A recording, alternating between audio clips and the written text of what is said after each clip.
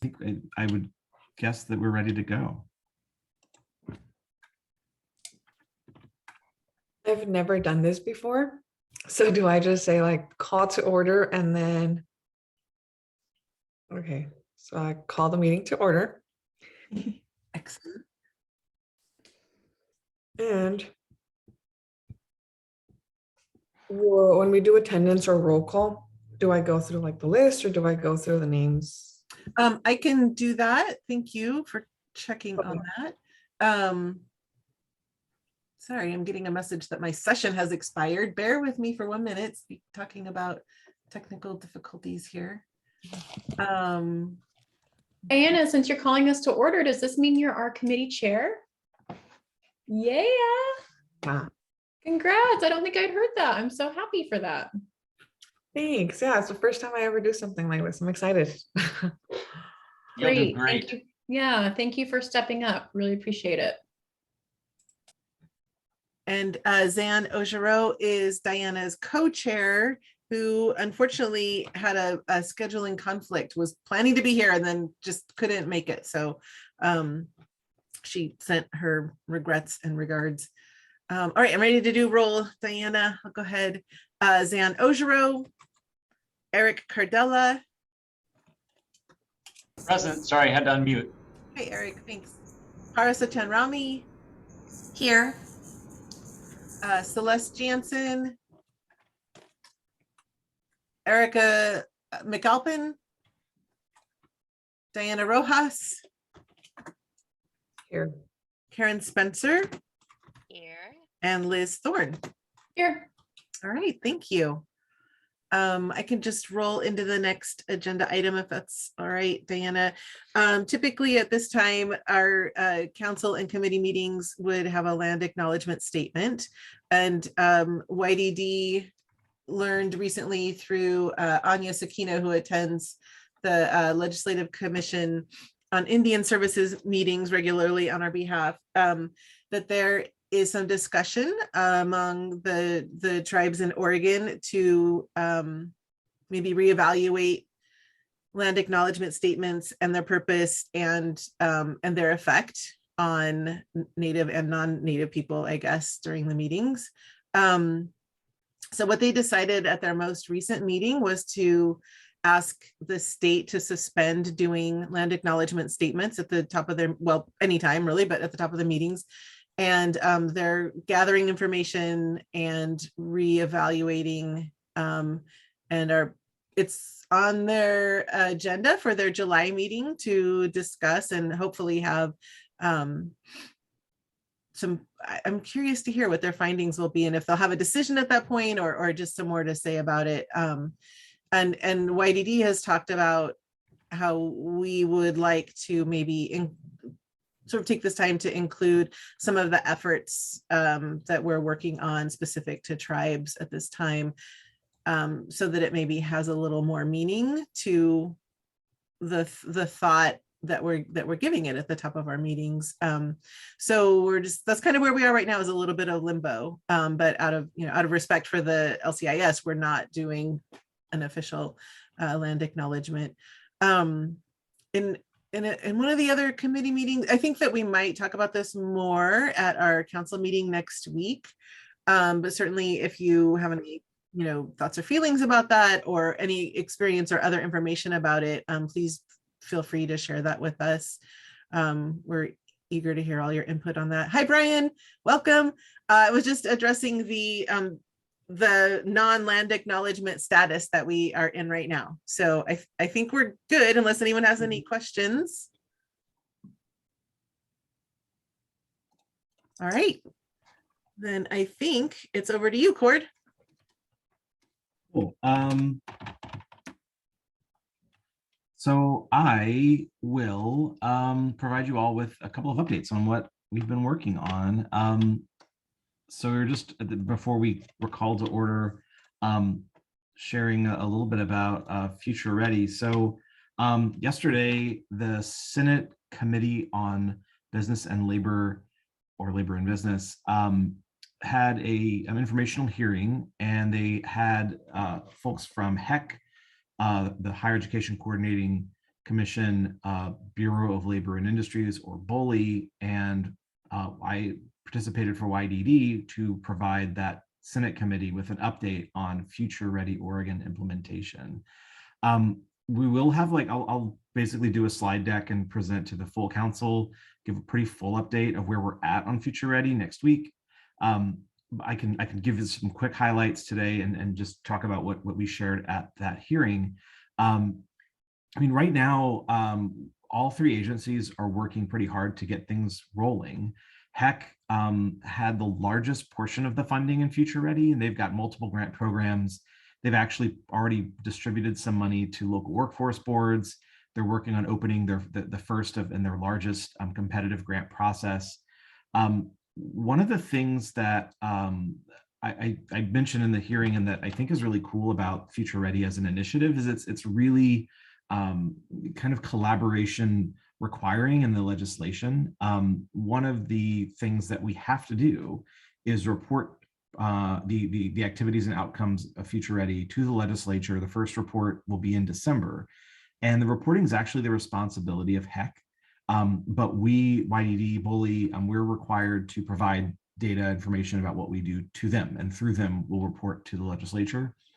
And so around data and reporting, we've already been working pretty collaboratively with HEC to figure out how we can make sure we're in alignment. So if we have different definitions or measuring different things, we're not going to be able to report effectively. So we're trying to get started the right way. And what's really kind of cool is we, YDD, has pretty well established some methods of reporting for our grants. Our narrative report model, I think, is really good. We intend to continue using that for Future Ready. Our data reporting has kind of been through some continuous evolution, but we're trying to not just wait for HEC to tell us what to do, but to also say, here's what we're doing, here's what we think are good practices, here's tools that we've used. So it's so far been, I think, a pretty good collaborative process. So when it comes to things like updating the governor, which we do monthly, or updating the legislature, we actually do talk with them about what we're going to say. We try to say things that align and not surprise each other with our updates. And so this hearing, I just talked about YDD's work so far on developing our grant program. The most of what I talked about were just like what we've been doing in terms of like designing the grant. One thing that is different about Future Ready from the way that YDD and YDC have done grant making is that the legislation basically tells us what we need to do and what we need to fund. It actually says there are 3 types of services that we are going to fund: work readiness training, paid work experiences for youth, and job placement for young people. We've been working on developing an RFA, and to some extent we have to flesh those things out a little bit and define what we mean by, say, work readiness training. But the deliverables, what we have to pay for programs to do and what we need to report back to the legislature on, are actually really explicit, which is kind of nice. We don't have to think too hard about what we want folks to do. We've already gotten our marching orders in that respect. The legislation essentially just tells the division, and really tells ODE and the division to make grants. So that's partially why we're just updating the council on it.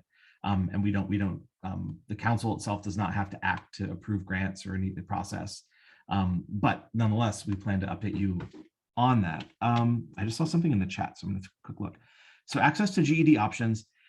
Yeah, so we actually do more of that through the re-engagement grants. What the legislation says is that we'll serve youth 14 to 21 in Future Ready who are out of school, not working, or in a re-engagement program. When we were developing the legislation, it originally said that the Future Ready funds would only support youth who are in a re-engagement program. And we said, this is actually way too restrictive. That means we could only fund folks we're already funding. It would just make it really hard to serve a whole lot of youth that we think should be served here. And so that we expanded it to youth who are disconnected from school or work broadly. So that opens it, but the re-engagement programs are still a focal point. So ideally what these funds will do will be adding on to those educational re-engagement services. what we had envisioned when we worked with the RJC on the concept was that this is kind of supplementing some of the work that our grantees already do. So if they're doing educational re-engagement, this is really adding on the work readiness and job placement side. Parasa? I'm sorry, I should have asked if you're ready for questions, Oh, but I yeah, can hold sure, my anything. question till the end too. So something I was curious about, Cord, is kind of based on, what we're hearing from K-12 partners on just sustainability in general with any new investment, right? How are we thinking about sustaining this work over time? Knowing there's going to be a change in governorship, there's going to be some turnover in the legislature.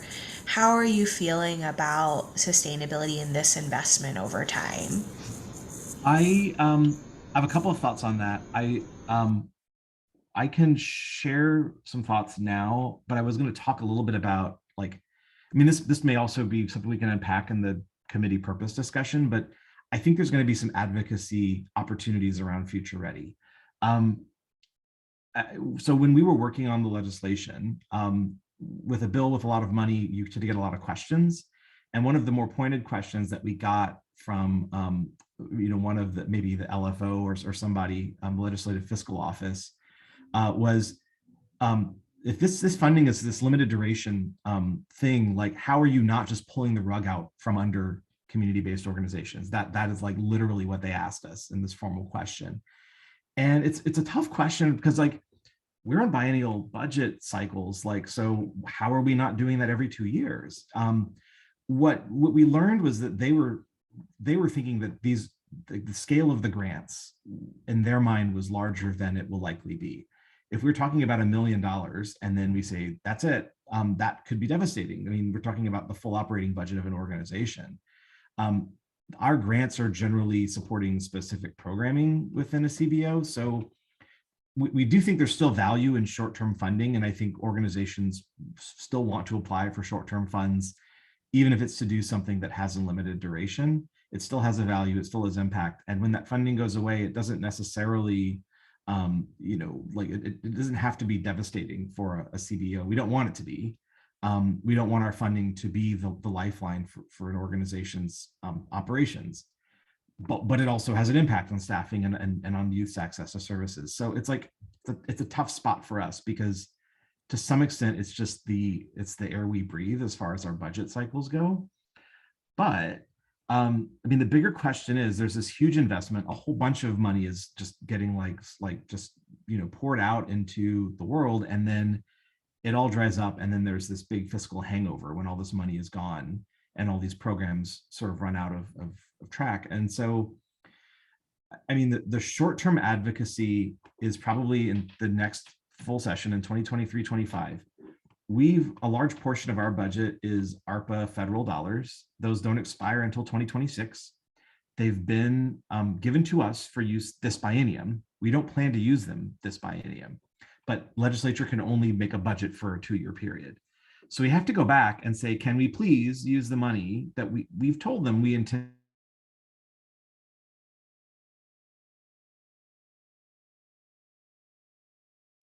Cord, I can't hear you. Can you all hear Cord? No, I can't either. Okay, something's happened with Cord's audio. And I can't hear Parasa. Oh, Parasa, you're muted.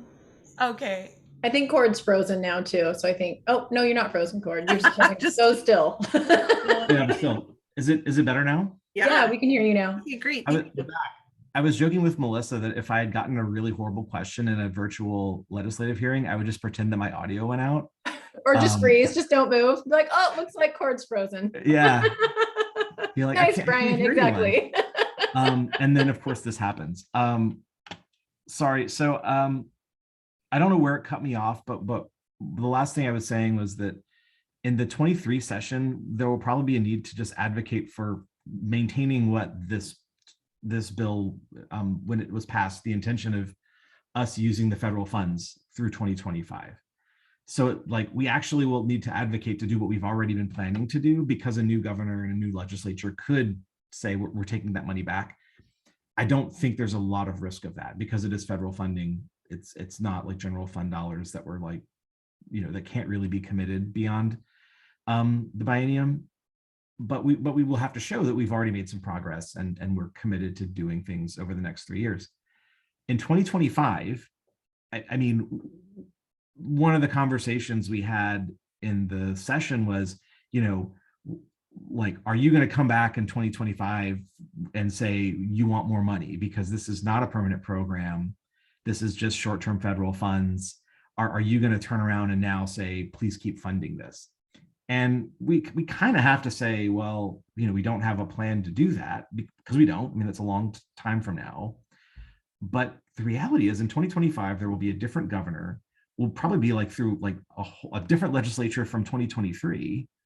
The composition changes so rapidly that like it's very unlikely that anyone who's like a lot of the folks that were involved in passing Future Ready are going to be the same folks looking at whether to find general fund dollars to continue this program in 2025, 27. That's a long way away. We haven't made a single grant yet, but like, I mean, it's a great question. Like, if this turns out to really be like a better way for us to do workforce readiness programs, I mean, to me, the worst case scenario is that we run out of this federal money, but this actually helps us to improve the design of our workforce and re-engagement grants. And in 2025, we just we have less money overall, but we're able to make better grants supporting better programming based on what we learned from this.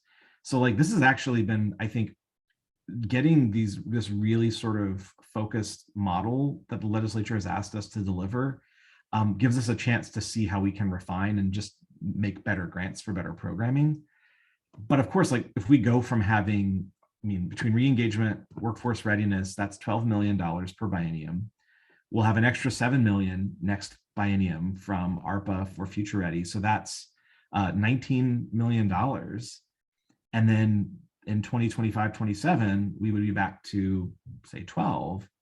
That would be a big drop in terms of the funding for all the workforce and re-engagement programs we want to do. So, I mean, it's not too early to think about it. When I've been asked in some of the meetings, like one of the icebreakers and all the Future Ready interagency meetings is, what are you most stressed about or worried about with Future Ready?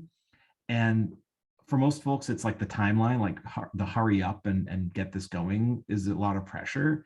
But I'm worried about like the fact that if this works really well, then right when everyone really hits their stride, we say, well, that was that, it's over. And so I do think when we talk later on about like the advocacy and where that fits in for YDC and for this committee, that will probably be a place where we're going to have to think about what we are asking for and what we want to do. Sorry, that was like probably a really long answer to that question, but it is a thing that we've been thinking about already.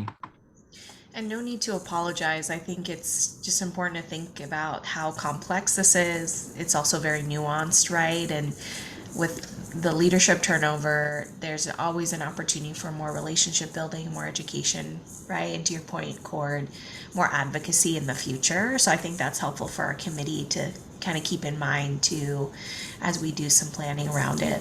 Yeah, so thanks for that. Sure, that actually is, you reminded me of what I wanted to share about the testimony, which was, we got one question. Oh, I'm sorry, and Karen, you have your hand up. Let me get your question before I continue. So you, I think, may have kind of answered it, but I was listening to what you said, and I was thinking that when it comes to the shorter term programs, we should be prioritizing ones that we believe are innovative. And I think that makes for a stronger case at the state level when, or if we do need to go for additional financing later. Yeah, I agree. I mean, I think that this will influence our other related grants. And it may be that when we talk about this in 2025, we talk about just like the overall workforce and re-engagement, like the whole kingdom of YDD programs. And Future Ready, may have really reshaped that. And then it's not just talking about Future Ready, but about this larger portfolio and how it's about to take, a 40% cut unless we figure out a way to keep it whole and then talk about the impacts of that work so far. So I think that's I think that the way it will cause us to do better work and innovate, or cause our grantees to, is important to be able to highlight. So I thought that we kind of covered all the bases for the legislature about our planning for the grant and the model that we've developed, and I'll share more about that next week. But the question that they asked was about how we were going to make sure that we get organizations that are serving, in particular, youth exiting foster care, youth experiencing homelessness, and also a different legislator asked how we would make sure that we get applications from culturally specific and linguistically specific organizations. I do think that, looking at YDD's grant making and our portfolio, we actually are pretty effective at reaching all those populations through the organizations we fund. But I tried, we got that, but that wasn't really an adequate answer. And so I do think that I want, in responding, to think through, like, are there additional ways that we can really ensure that with this new money, we're getting the word out? And in particular, like, I think we've done a good job with reaching the organizations that serve youth experiencing homelessness. And I do think we have a lot of culturally specific organizations that receive our grants. But are there avenues that we maybe could better utilize to get the word out? I wanted to just put that out there to the group, because if you have thoughts on how we can better reach those populations or the organizations that serve them, I definitely would be interested in any input there.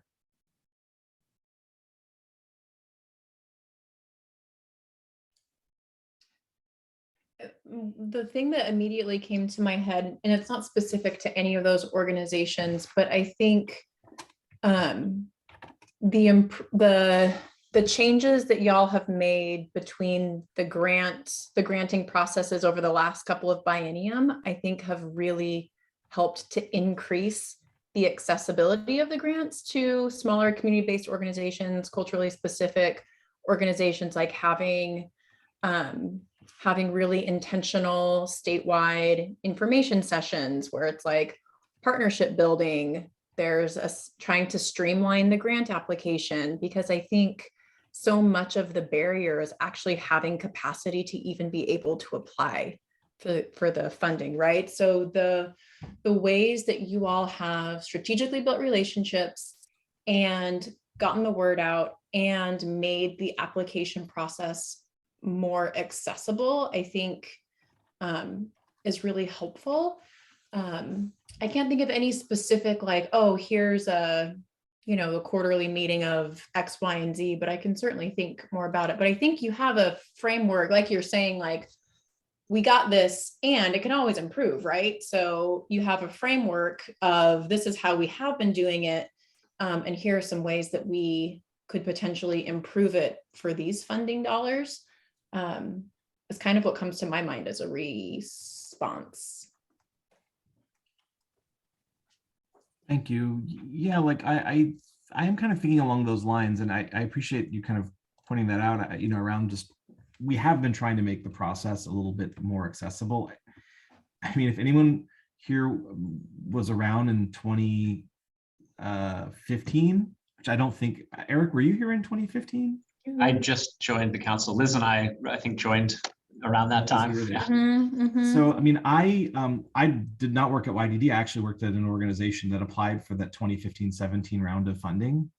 And I mean, I have a degree in English, and I didn't understand that application. I mean, I remember helping to try to write the application, and I was like, this wording is like, and when I got the job, and in 2016, we did a small RFA, and in 2017, I was like, we were writing this whole thing. Like, it was very dense, it was very academic. It was really hard, even for, I think, folks that we had a grant writer, and it was like, he's like, I don't know what this means. I think just like the language that we used in talking about programs, and the collective impact stuff was, I think, great, but just like the structure of applications has improved a lot. We still ask for a lot of writing from folks, and we get that. For Future Ready, we're actually trying to require shorter answers and make the questions a little tighter, so that we don't want 500-word responses. It's hard for everyone. And we are thinking about, like, are there things we can just not ask for? Like, we are not going to require folks to create a budget until we've given them a grant. We want to know how much money you are asking for, and hopefully you know what you're going to spend it on. But I think getting someone's fiscal office to create a budget for an application doesn't really, especially when we're going to tell you to change it once we fund you, it doesn't really feel like that's the right way for us to use folks' time. So like, we're really trying to think through like, where can we make it easier, but also still have like a good competitive process. I saw some hands pop up. I'll stop for a second. Yeah, I didn't raise my hand. Did someone else have a comment? I think Liz was just clapping. I Oh, gave the clap. claps for not asking for a budget. I just gave you Right, claps exactly. for that. Yeah. Yeah, I appreciate Liz, you bringing this up, and Cord for just reminding it. 2015 seems like 100 years ago, but I think in addition to making the actual application, the technical side more accessible, I mean, I think my perspective as a council member is that we really do look at even prospective applicants as partners, and we even have used terminology like funded partner, like, which I kind of harkens back to like United Way days for me, early days, but offering things like the collective impact, like information sessions. We're offering essentially professional development and capacity building for folks that are not yet even grantees, right? And so I think that there's something there to really emphasize, like, that is, I think, unique. I mean, I guess I don't know, but I think that YDD has done an exceptional job with building capacity for folks to submit proposals to the YDD, right? And I would love to be able to say there's some metrics to say, and have we actually diversified our grantee pool over time? So I'll trust that you could provide some of that as backup, as evidence. To Liz's point, here's what we've done, and we could continue to do better, but I think we're leading in that space. And I attribute that to the YDD staff primarily, but that's one of the reasons I'm proud to be part of the council. Thanks. Hey, Cord, can I make a comment? Sure, go ahead, Brian. Real quick, I'm actually out in the Dalles, and Paul, Sal, and Jared Shaw were along with me, and we had one meeting in Hood River, and then another meeting here in the Dalles at the juvenile detention facility here, Norcor, and have had some really good meetings. And this is all a part of our kind of regional outreach and community engagement work that we are embarking on and doing in the spring and continuing in the summer. And one of the pieces of this is not new, I think, but one of the things we're hearing is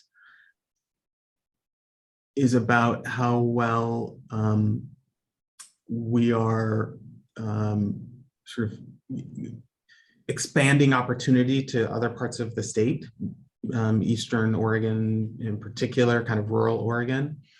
And it's this interesting dynamic around, we've got 3, I think, funded community investment grants east of Bend. Now, we, of course, are doing awards to counties and tribes through our juvenile crime prevention funding. But actually in that sort of community investment competitive funding process, there's only a handful of grants, and we're hearing some about that. And it's just, we did some things in the last competitive round where we have made an award to the highest scoring application from, different regions. So we had this kind of regional scoring piece, which I think helped get some more funding.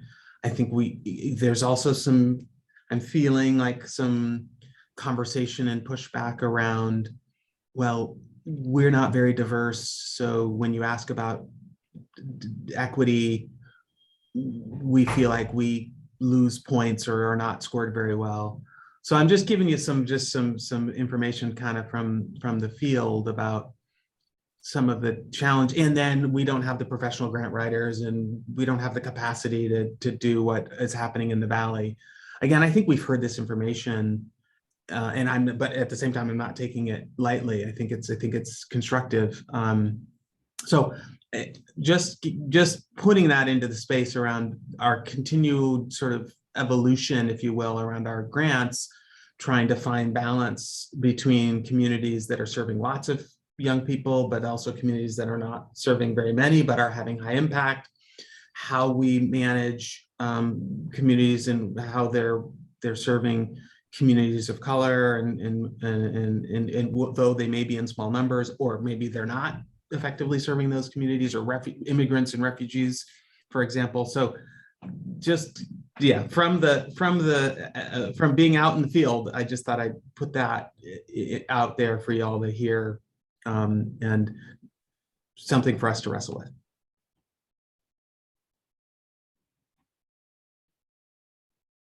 I'll, in the interest of time, Missy, we're now probably needing to move on. I'll just say that if you have any thoughts about just where we should make sure we get information about future ready applications out to make sure we're reaching communities of color, culturally specific organizations, youth experiencing homelessness, and foster care, youth serving programs, feel free to, you can definitely reach out to me. We'll of course, let the council know, just, when this is available, and hope you can help us spread the word. We do want to make sure that we get this beyond the folks that already get our grants, for sure. We do hope to see some new organizations emerge. And we've actually gotten some inquiries from a couple of like industry collaboratives, like labor unions interested in working with youth on industry recognized credentials and things of that nature. So we might see some applications from some different quarters, and that's kind of exciting. The last thing I'll say about this legislative update, I did want to share, we've submitted a request for a legislative concept, or LC.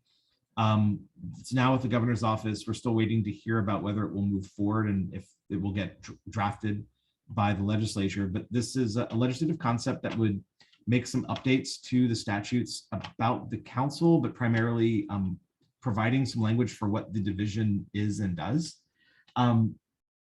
We submitted, we basically wrote some proposed language, but that it remains to be seen if it goes forward, whether our changes evolve a lot with the work of the Legislative Council who draft the concept.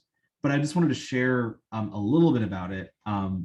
Essentially, we've started out just wanting to put some language in the division section of our statutes, because originally, or currently, it just says that the Youth Development Division it exists. Let me find it. So the division is established for the purpose of ensuring services are provided, and it functions under the Youth Development Council, with the Youth Development Director serving as administrative officer. That's it. It basically just says that we exist and that we carry out the work of the council, which is true. But we wanted to actually establish some things that the division shall and may do.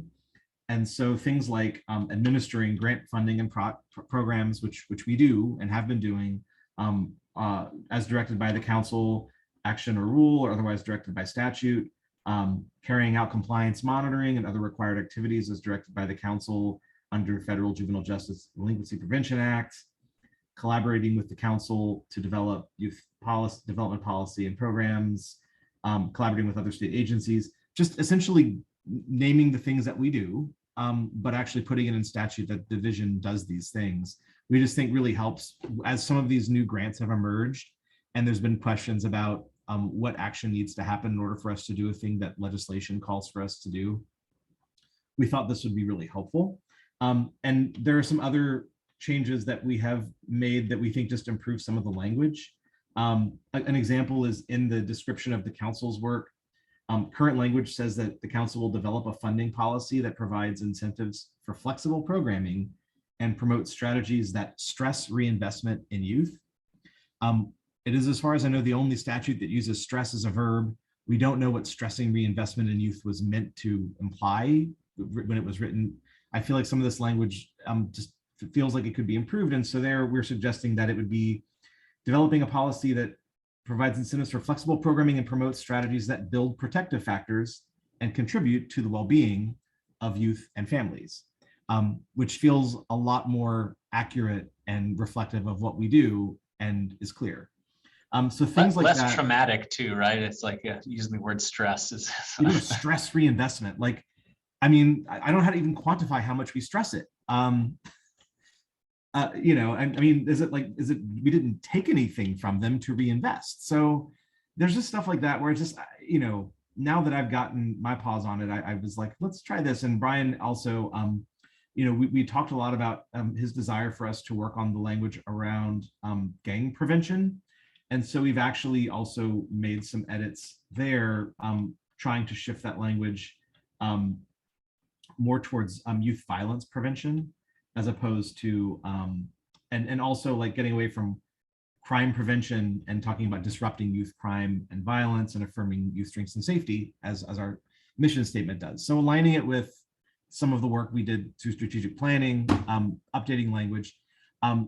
Once we know this is moving, I think we'll share the language with the council, and when we actually know we have an LC, then we can begin like an actual engagement process, work with the council, open this up for public input, and actually like have a full engaged process to develop our legislation. But I wanted just to share that this is what we're working on. I think the odds are good that we will be able to move forward with it. My sense is that the governor's office sees a value in this and understands why we want to do it. And I think there is definitely some language in here that is really outdated and unclear. And so we look forward to sharing more about it, but I thought we should give you an update on that's something we're working on. And I can answer questions, or if there are things that, if there's things in the legislation that have bugged you, please let me know and we can make sure and pay attention to that.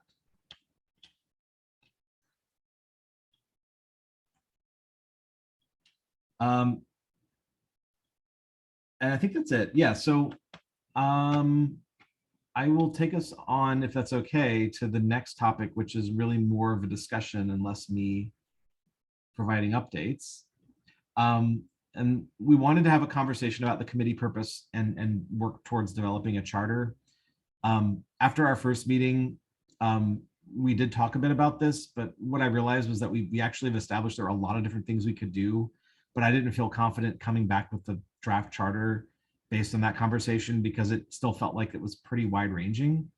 And so we have a few questions that we wanted to ask here to sort of hopefully guide this committee's work towards sort of more clarity on what the best purpose for this committee is. So, you know, just to start, you know, I'll quickly list off some of the things that we had talked about in the last meeting. I'll actually drop it in the chat so you can see this list. This might be helpful as we're talking about, it's sort of copying weird. Let me, I don't know what this is going to look like. Oh, that's fine. So when we last met and talked about it, these were some of the activities or purposes for this committee that we discussed. Legislative work, whether it's developing legislative concepts, you know, working on bills, advocacy, administrative rules development, policy issues generally, data and research, as the committee name implies, you know, funding priorities, which ties into policy, but is sort of its own distinct area of work. Now I've added community engagement here because this has become a big project for us at the direction of the RJC and the governor. And then I put other because there might be things that folks, you know, that aren't listed here that may seem like this is an appropriate place to work on. And so, you know, in terms of priority, one thing we want to know is like, what for each of you, do any of these jump out as seeming like the most important or best focus for this committee? Are there certain things that seem like they need to be in the mix, some that for you seem less appropriate for this space? And really, you know, wanted to just start with that, just talking about like what we've already established as possible areas of work, and give everyone a chance to sort of share what they think among these is most important.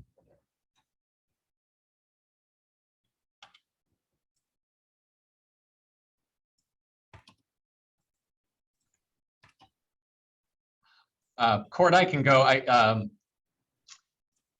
think how I want to couch this. I personally didn't sign up for the administrative rules piece, although I believe that's really an important function. I mean, previously we've had administrative rules, and it's like the one where you just don't make eye contact. It's like, oh no, not me, not me, not me. So I would say from myself, I think what is appealing about this committee is this line of how community engagement and community needs feed into our data collection and research, feed into our priorities, and then alignment with our policy issues. So, in my mind, they're all interwoven. So, I mean, I know this exercise is probably trying to narrow down or plus one. I see the connection there. For me personally, I think the work that that the council and the YDD staff did a number of years ago, trying to really look at what is positive youth development, how are we aligning what we're doing with kind of a PYD approach, data driven kind of like funding matrix, even like, or priorities that are like based in like what are trends in youth development, right? So I mean, to me, that seems like the sweet spot for this committee. Again, I'm saying that knowing that I'm drawn to this committee because of more the research and data side of things more so than the administrative rules. Both are important, and I think both have a place. Thanks, Eric. I realized as you're saying that, it jogged my memory that I missed one on the list above, which I will add in the chat, which is the strategic plan, which is also where a lot of that stuff lives. And the strategic plan was developed by, I guess it would be an ad hoc work group or committee. But that is probably another piece of the council's work that needs a place within the committees to live. So, but I appreciate that input. I'll say something about administrative rules. Like Brian and I chatted a bit about this. One of the things that we realized is that, like, so for the rules affecting juvenile justice or the work around JCP, those rules would really go to the Juvenile Justice Committee. That's the committee we would work with on rules that affected that work. That committee is kind of unique because it is a policy area committee, and the other committees are more horizontal in a sense. But when we were, say, if we're making updating re-engagement rules, for example, it doesn't have to be the responsibility of any particular committee to do that. It could be that, we want to keep you aware of rulemaking that has to happen, and then it could be the committee decides whether those are rules that this committee should work on. We can also just bring draft rules to an ad hoc group. We can say, hey, who wants to work on these, and do that separately from a committee, or just bring it to the full council. But I think the idea is that generally we want to have a smaller group look at things before the full council gets them. So I appreciate that point you made, Eric, though, that is perhaps maybe one of the things that we already see might not need to be strictly happening in this committee. Welcome, Celeste. Thanks for joining us. Karen has her hand up. I'm not sure if you saw that. No, I didn't. Sorry. Go ahead, Karen. I wanted to ditto what Eric says. And for me, looking at that list, it seems like it's a matter of figuring out where we want to best allocate our time and developing a framework, because as he said, it does feed into it. Like the community engagement and the broader policy discussion does feed into developing these legislative concepts and what the funding priorities are going to be. And so I think in some ways we just have to develop what I would call a funnel in business, or a framework, and then figure out what fits where and where we are with what.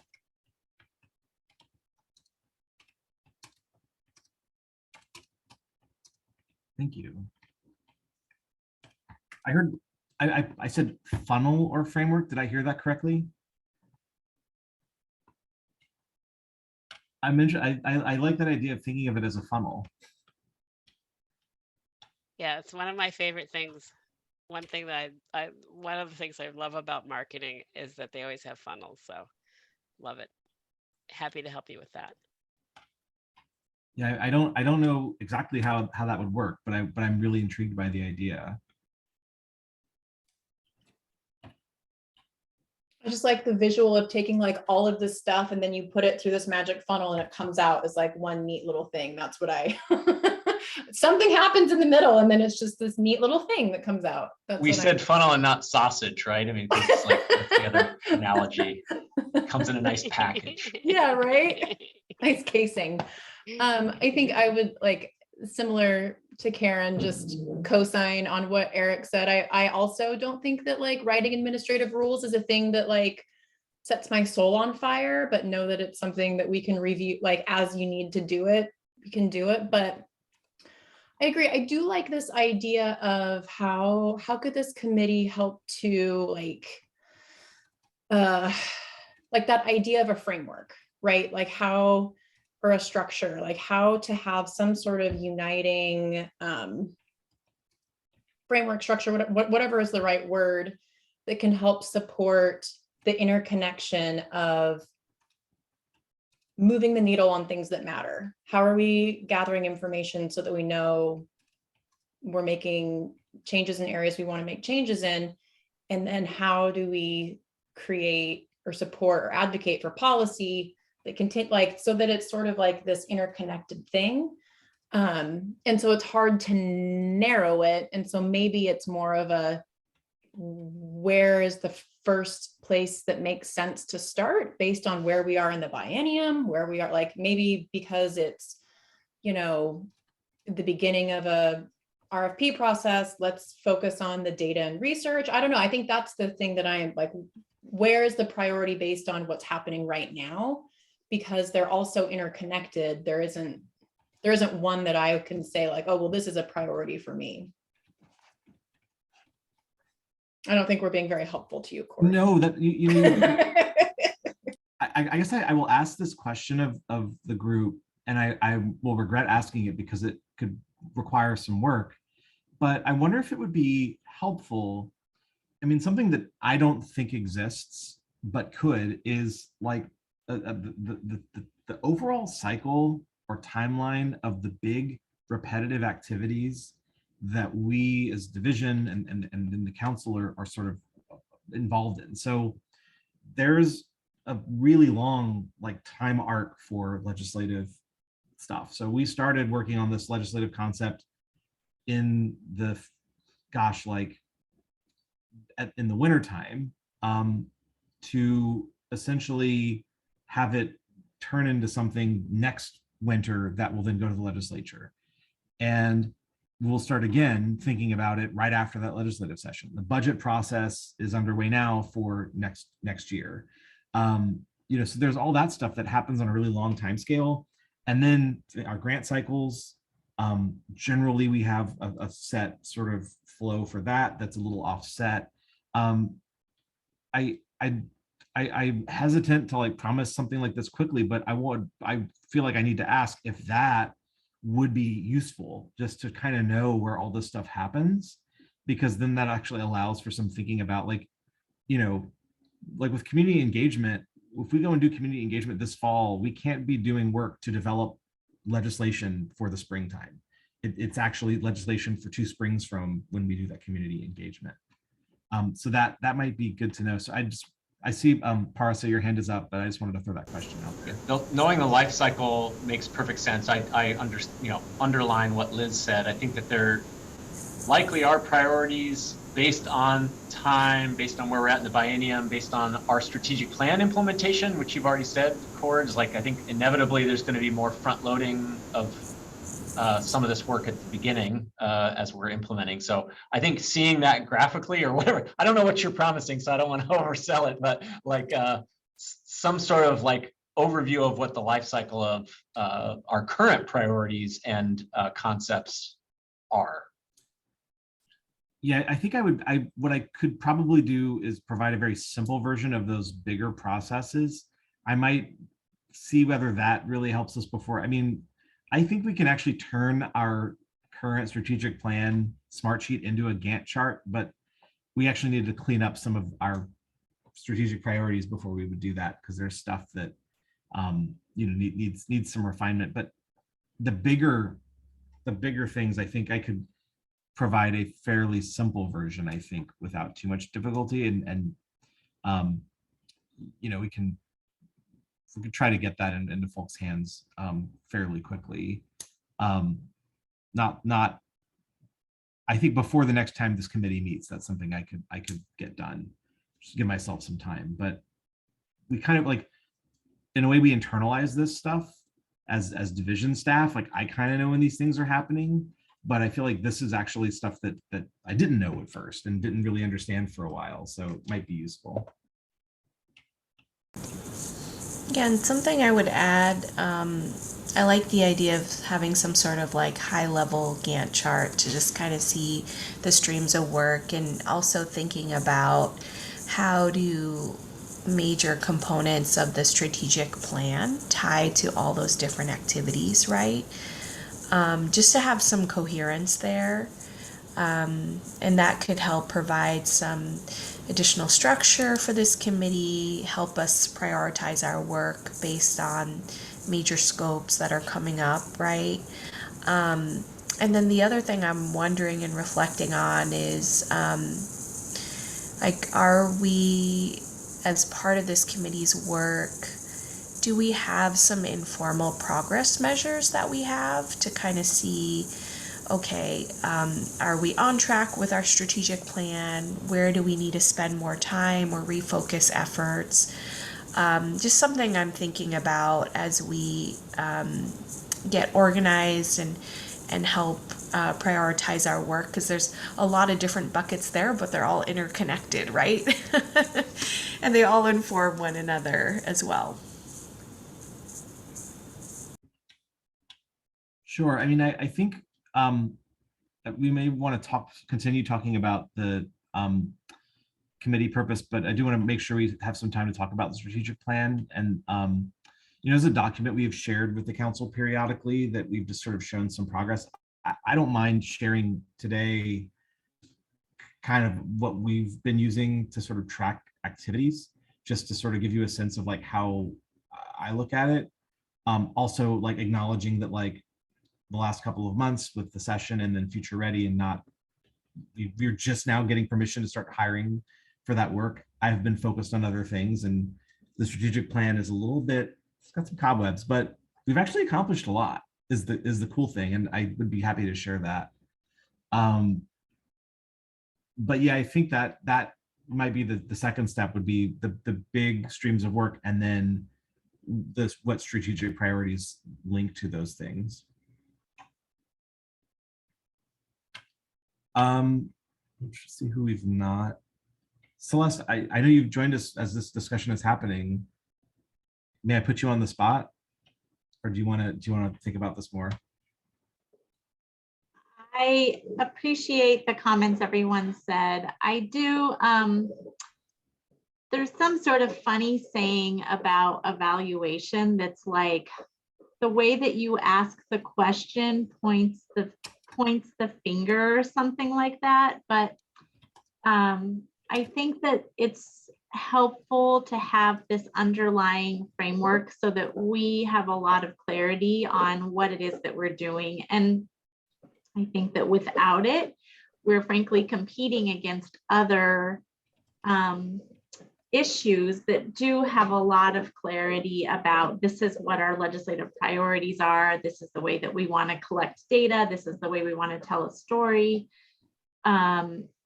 And so I appreciate what all of you have contributed so far. I really like it. I love having marketing expertise on this committee. I feel like that's genius. I'm so grateful that you're here, Karen. So I don't know if there's any specific question, but everything that I've heard so far makes a lot of sense. Also, the timeline makes a lot of sense too. I do sometimes feel like we look at Oregon solutions and we know the Oregon context well. And I really have appreciated a relationship with the Forum for Youth Investment, because they're a national organization led by a woman of color who's been doing this policy work for like 40 years.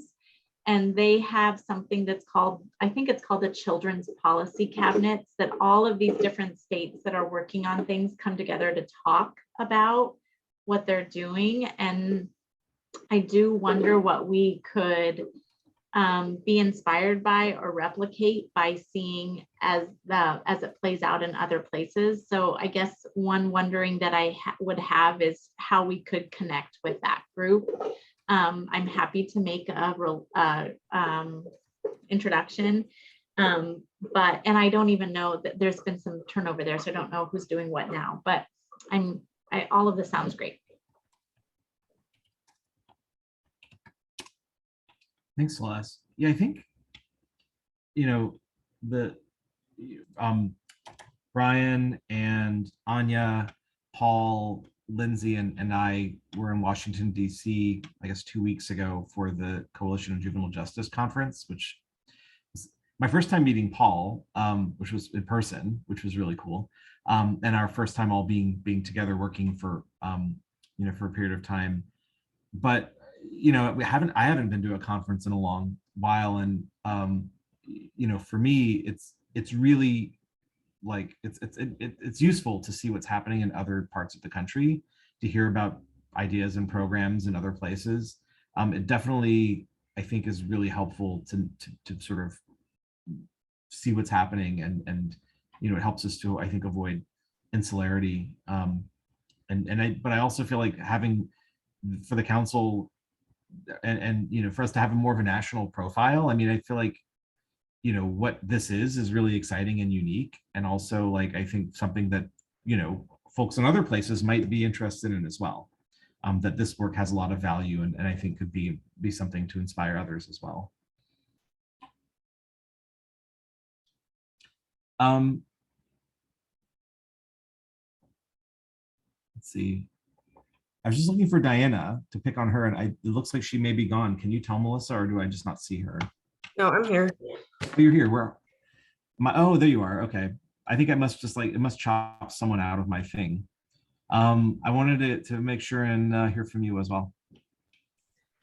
I agree with everyone. I think I'm just trying to follow along.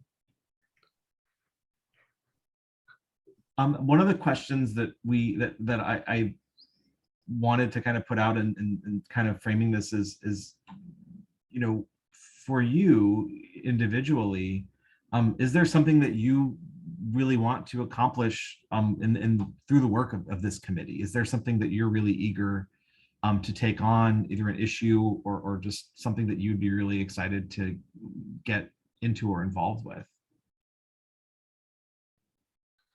When you gave the legislative and policy update, like, that really was intriguing to me.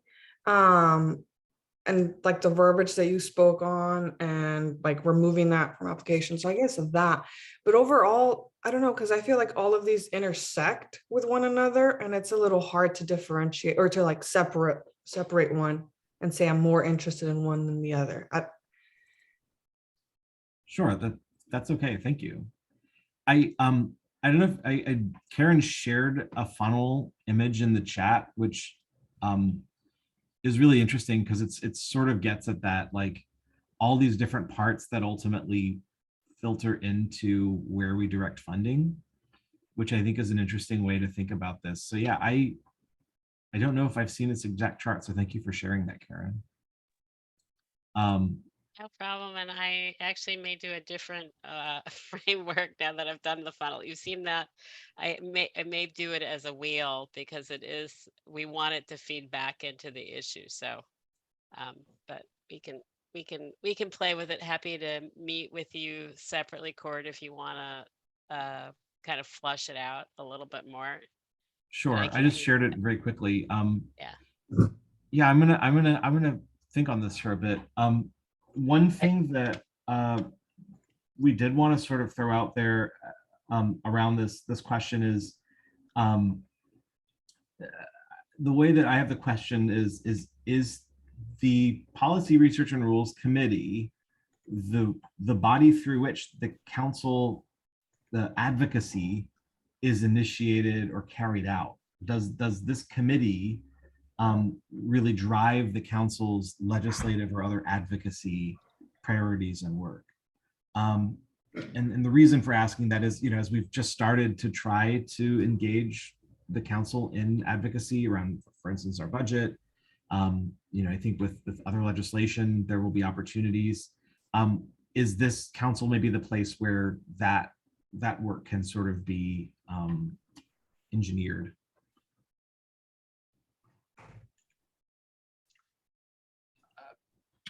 Eric? Cord, I'll take a crack at that. I mean, from my perspective, I think engineered is the right terminology. Like initially when you started talking, I was like, I don't know that this group per se is doing the advocacy, the outreach, the legislative, engagement. But I think the engineering of architecture of, and I think to your previous question of like, if we have some personal insights of like what we want to see this committee focus on, I'll answer it indirectly. What I don't want to see is that we get together and just talk about funding priorities without doing our homework, right? And I think the same would be true for legislative advocacy.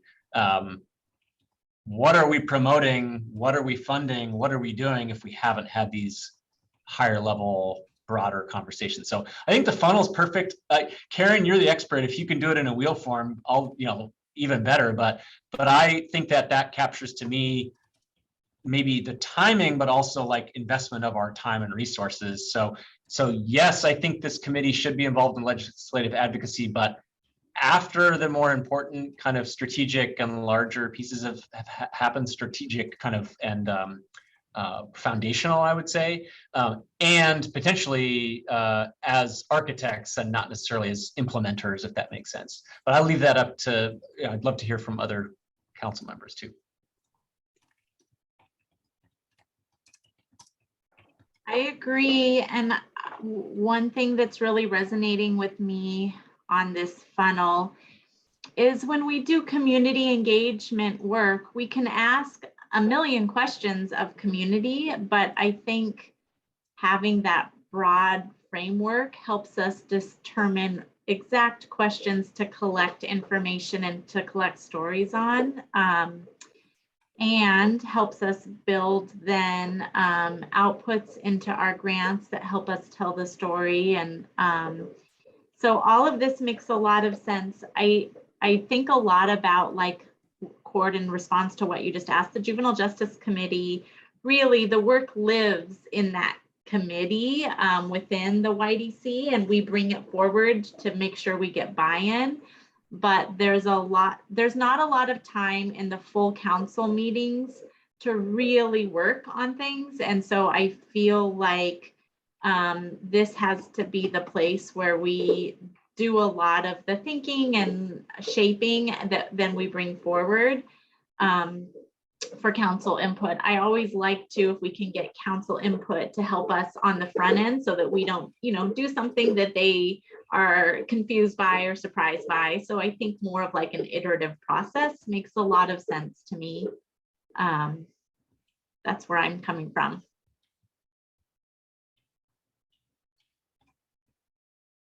Thank you. That makes sense. I know we, in the interest of time, should probably talk about strategic plan, but I want to just pause and see if anyone else wants to share any more thoughts. I think we may have a couple of assignments that I'll try to recap coming out of this conversation, but I'll pause.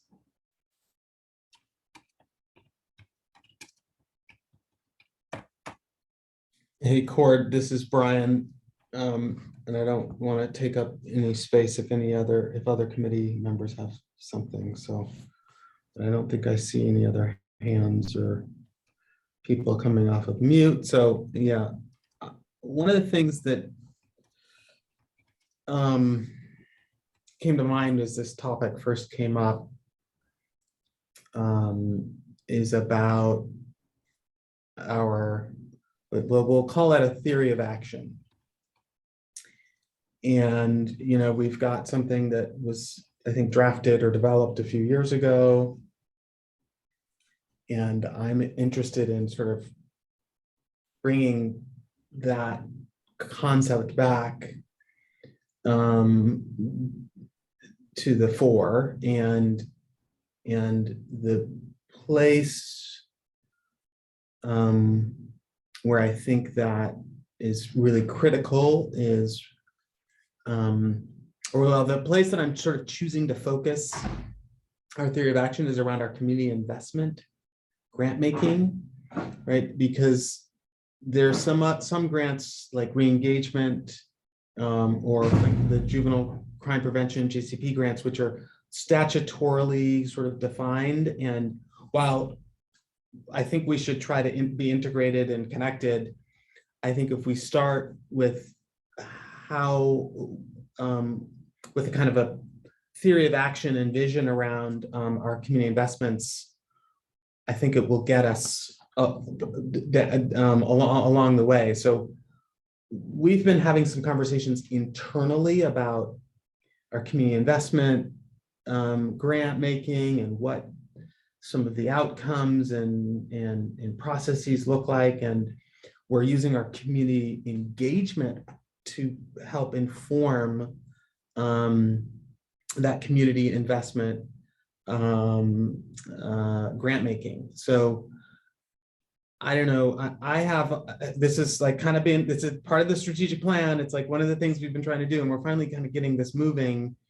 And I already will just say out loud, like I've got Liz and Celeste kind of on my mind as two people that I want to engage more deeply in that, in the sort of, let's call it the development or drafting of that theory of action. In fact, Celeste, you might have heard from Juliet Mackin at NPC Research, because we've got her helping sort of facilitate some of these conversations. So I think that that will help represent something at kind of the higher strategic level that may exist at the sort of top of this funnel. I don't want to confuse the theory of action with the funnel. Like I think one is a more of a conceptual thing and the funnel is a sort of more functional, technical piece, right? But I guess I just wanted to say that out loud here, that we're, this summer, we'll start in earnest on that. I could engage other members of this, of the committee. Liz, I see your comment in the chat. We'll probably need 2 or 3 meetings at least of your time to kind of get this accomplished. Again, we'll focus it on the community investment grant making that we're doing. And then the way that this connects to our community engagement, and Celeste, I think I just heard you say this in part, and that is like, how then can we bring that new theory of action, maybe not literally, but the ideas back to community and get their input, response, feedback. Like, here's our vision for what this grant making looks like. Please give them something to react to and to respond to and ask some questions of. And so that's the process that I envision, and I think it would again be really helpful to then have that that can work in tandem with this more technical functional funnel. And I'll say this quickly. When I had a conversation with Robin, she too was excited about being a part of that theory of action process, and then coming up with something that then we could bring back to community. So I've got Robin in mind, I've got Liz, I've got Celeste. I've worked with Celeste on projects like this, so Celeste, that's right. And if other members of this committee are interested, in fact, I'm going to say at next week's quarterly meeting, like, I don't know, we don't want too big of a group, because then it'll, I think, be hard for us to facilitate, but I guess let me know if you're interested or if you have questions.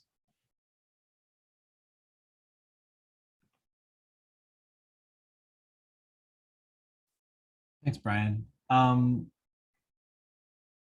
I think that actually probably is, so I wanted to just recap things that I guess action items from this. One is that I will try to just come up with a very simple timeline that I can share with the group, just so that we have at least a sense of the playing field as far as our legislative and grant cycles, and anything else that I think of that seems to fit into that that kind of time frame. It sounds like there could be more work done with this funnel to kind of either turn it into a wheel, or maybe just make it a little bit to sort of bring it into alignment with the things that we're talking about. And Karen, I'm happy to talk with you more about that and work with you on that. I think that the timeline and the funnel slash maybe wheel, there may be some way that those things align. That may be a physics problem that we have to solve, but I feel like those two things are related. And then it sounds like another sort of step coming out of this conversation is, Brian, you may be connecting with some folks from this group about the theory of action work that is going on alongside this.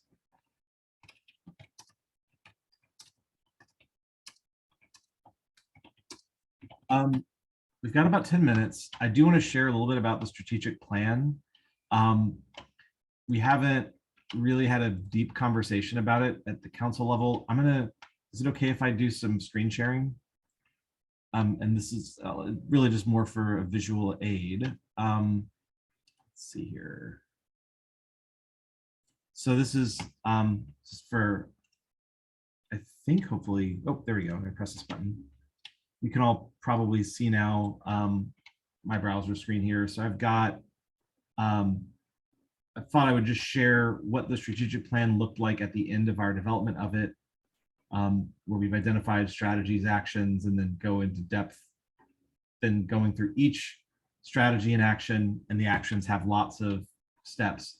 I share this just to kind of then shift and show you what we ended up with. And now you're really getting a look inside the sausage factory. So like this is in need of some updating, but just so you can see what the working space for the strategic plan looks like. So what we did was we took everything in that plan, organized it by the goal and then the strategy, and then each individual action has a line here. The ones that are highlighted green are the ones that have been marked complete. There are some that are probably, for all intents and purposes, complete because there's no further work to do right now, but I haven't marked them complete because there might be something that we still want to do in the future. So for example, the council work vis-a-vis grant making, we actually did a lot on that, working with the council around the role in the RFA process. We haven't actually done anything yet with administrative rules. We have worked on this LC, so there are pieces that may still happen. So there is work done there, but it might need a different color because it's not complete, but it has been progressing. Just to scroll through to show you, there are a lot of actions that have started but not been finished. Some of these things I think are still really valuable and need to happen. The anticipated delivery dates are starting to turn red because some of them, a lot were actually set for, looks like today. I have to go and check and see if they're done. I mean, this one, upholding tribal sovereignty, I think we actually had a huge accomplishment in terms of getting rid of the waiver of sovereign immunity in our grant agreements. That was a major hindrance to tribal councils being willing to apply for grants. And it was something that the Department of Justice was not that keen on, but we've been able to do it. And so far, we're really happy with how that has turned out as we've been able to implement that. But that work is ongoing. And so I share this to kind of say that, one, the work is still happening. We do need to reassign things that Ryan was working on. We've got work around the youth engagement plan that was going to be work happening in the youth committee, which now Abraham Magana is going to be the staff liaison for that committee. So there's definitely things that we still want to push on. Some of these that are highlighted here, I think, are just duplicates. So we tried to not erase stuff, but just kind of find the things that show up in multiple sections and are just restated differently. But I just thought I'm going to stop sharing this because I don't want to get too lost in the grid. But I did want to share that we have a space where we've been tracking this. It does need some updating, but I bring it up to say that one of the questions we wanted to bring to the group was, given that we've made progress, but we're sort of at, I think, a bit of a moment within the council, or sorry, within the strategic plan where we want to reassess some of the goals and actions that maybe are no longer either relevant or stated correctly. And Eric, thank you. Oops, sorry, he had to go. We wanted just to bring this back and say, is now a good time for us to start talking about revisiting the plan, revising the plan? And is that something we should do within this committee, or do folks have thoughts on how we might kind of bring the plan back to the council and sort of take stock of where we're at and determine our next steps and what to focus on moving forward? So, Cord, my perspective on strategic plans is that the council helps set the kind of broader goals, but the implementation of them is so dynamic that it's really the staff who have the skills, expertise, time to like move it forward. And so I think that having a conversation about the high level goals that need adjustment, that you're seeing challenges on, that we need to refine, is right up our alley. But the conversation about the actual tactics, I just feel like that's your domain and it's not necessary for us to really meddle. No, thank you. I appreciate that. We would never consider it meddling, I don't think. But I think that's a good point that, you know, I think one of the challenges is in trying to report on the progress. I mean, what we can talk about are the sort of actions and things that we've, as a division, been able to move. And it does feel like, you know, given that it was a lot of the actions were generated through the council's discussion, you know, that I guess my thought has been that, you know, if the division, we think something maybe is no longer something we need to do or want to focus on, that it feels like we should probably bring that back. But it kind of sounds like that we can be the judge of that and just sort of tell you where we're at with it.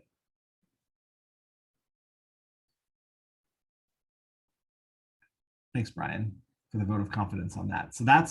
So I think in the interest of sort of getting us to, we don't have any public comment, it doesn't look like, but getting us to the end here.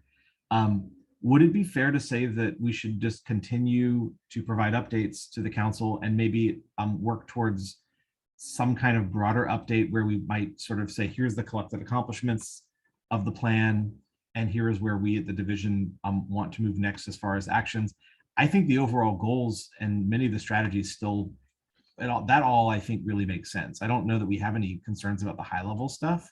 It's really just where we're at in terms of a lot of the sort of more explicit actions that we wanted to take. Some I think are just, you know, just look different now, and some we just haven't been able to get to.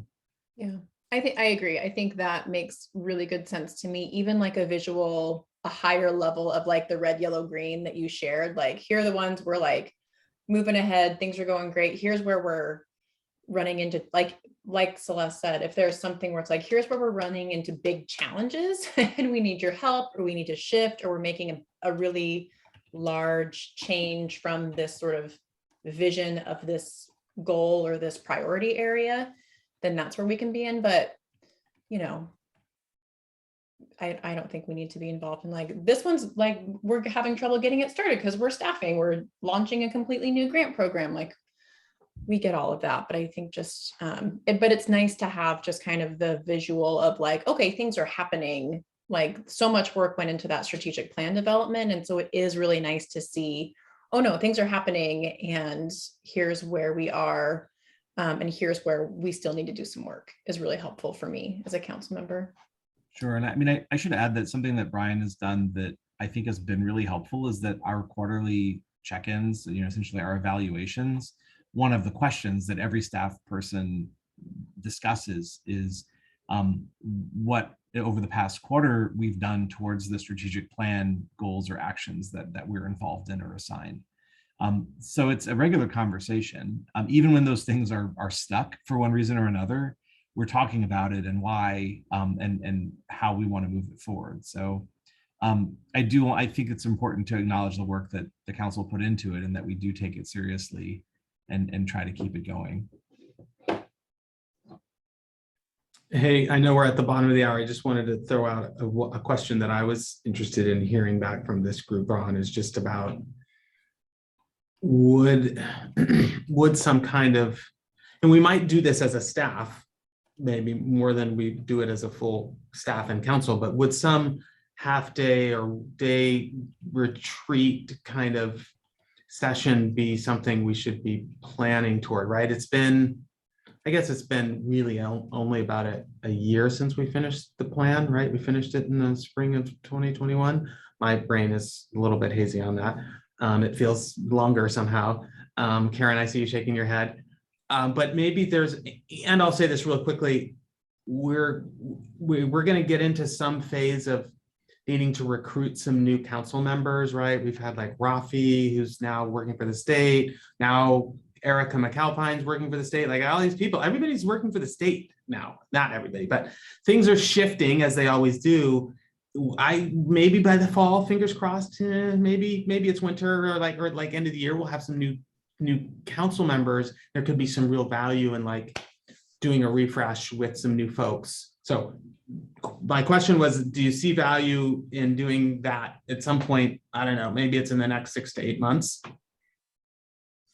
Yeah, see your thumb. Yeah, okay. Thanks, Liz. Thanks, Celeste. Yeah, process. Oh, yeah, absolutely. And I think, you know, especially as we think about onboarding new members too, having that potentially coincide with orientation for new members as well.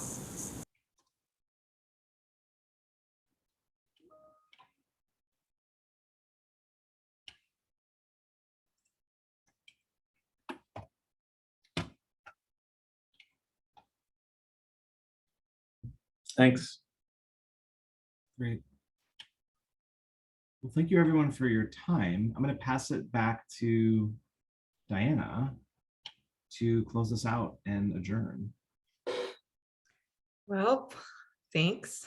Do we just end it here? Meeting adjourned?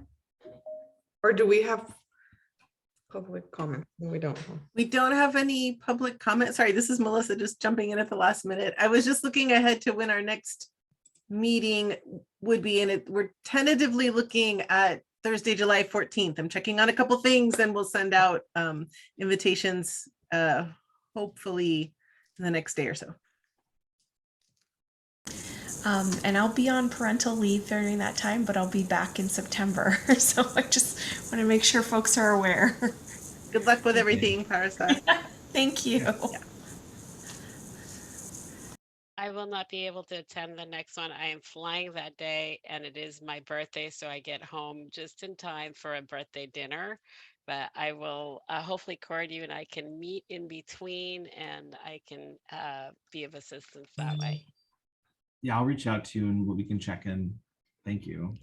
Yeah. We're all going to be at your birthday dinner, Karen. I know. Happy early birthday. Thank you. Thank you. Yes, you should come. You should come. Free Mai Tais. And that's all you needed to say. Thanks, everybody. Thanks, everyone. Take care, y'all. Melissa.